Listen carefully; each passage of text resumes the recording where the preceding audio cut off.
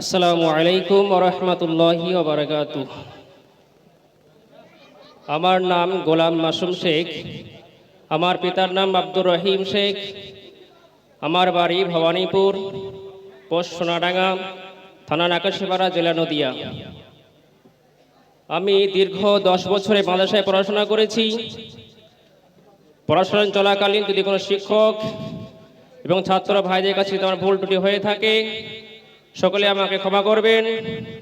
এবং আর আপনাদের সাথে আমি বলতে চাই যে যদি আজকে যে আমার মাথায় পাগড়ি দেওয়া হয়েছে, যে বোঝা আমার মাথায় চাপানো হয়েছে, সেই বোঝা নিয়ে যেন আমার সারা জীবন পৃথিবী চলাফেরা করতে পারি, এবং যাতে করে আমি দিনের দায়ী হিসাবে আল্লাহ যেন আমাকে কবুল করুক, এবং যাতে করে আমি কোরআন ও সুন্নাহর মোতাবেক চলাফেরা